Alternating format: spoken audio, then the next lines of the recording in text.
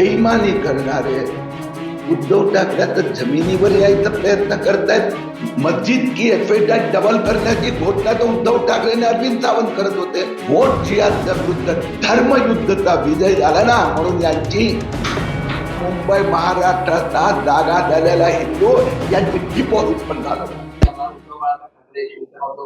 पक्ष महाआरती करतोय तर तुम्ही 4 वाजता तिथे जाऊन पूजा करणार आहात. वातावरण पूर्ण या सगळ्या याच्यावर तापलेलं.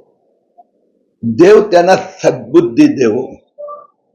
आपल्या वडिलांचा अवमान करणारे, बेईमानी करणारे उद्धव ठाकरे तर जमिनीवर यायचा प्रयत्न करतायत. हे माझ्याकडे सगळे पुरावे आहेत. लोकसभा आणि विधानसभा निवडणुकीत बांग कोण पुकारत होता? मस्जिद की एफएटीआय डबल करण्याची घोषणा तर उद्धव ठाकरे आणि अरविंद सावंत करत होते. ते उलेमा बोर्ड त्यांची निवेदन उद्धव ठाकरेंनी घेतली.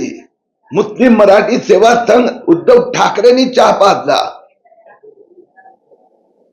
आणि जाऊन मुस्लिम वस्त्यांमध्ये वोट जिहाचं आवाहन उद्धव ठाकरेंनी केलं. विधानसभेत वोट जिहादच्या विरुद्ध धर्मयुद्धचा विजय झाला ना, म्हणून यांची घाबरले आहेत ते. आणि म्हणून आता महापालिकेत हिंदुत्वाचा भगवा झेंडा त्यांना याद येतो, आठवण येते. अरे डिपॉझिट आता मुंबई महाराष्ट्राचा जागा झालेला हिंदू यांची डिपॉझिट पण घालवणार. तुम्ही 4 वाजता जाताय पूजेसाठी? खरं म्हणजे कालच हा विषय संपलाय. त्यांना पण रेल्वेने सांगितलं अधिकाऱ्याने कि नीचे के अधिकारी ने टेक्निकल नोटिस दे दिए, कोई तोड़ने वाले है नहीं. पण त्यांना आता भीती वाटते. परत हिंदुत्वाचं गाणं रेकॉर्ड सुरू करायची आहे. रेल्वे अधिकाऱ्याने मला काल स्पष्टपणे सांगितलं की हम आज क्लेरिफिकेशन इश्यू करने जा रहे हैं. कोणतंही मंदिर तोडण्याचा प्रश्नच उद्भवत नाही. मी आज 4 वाजता मारुतीचे दर्शन घ्यायला जाणार आहे. यांच्यासारखं स्टंटबाजी करायला नाही. एकूण या सगळ्या मुद्द्यावर आता पुन्हा एकदा शिवसेना हिंदुत्वाकडे वळतात.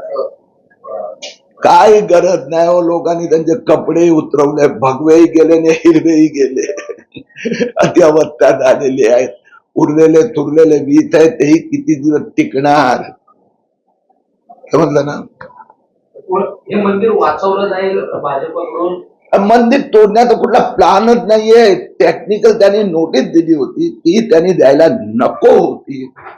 आता मी त्यांना खडसावलं आहे. क्लेरिफिकेशन येणार.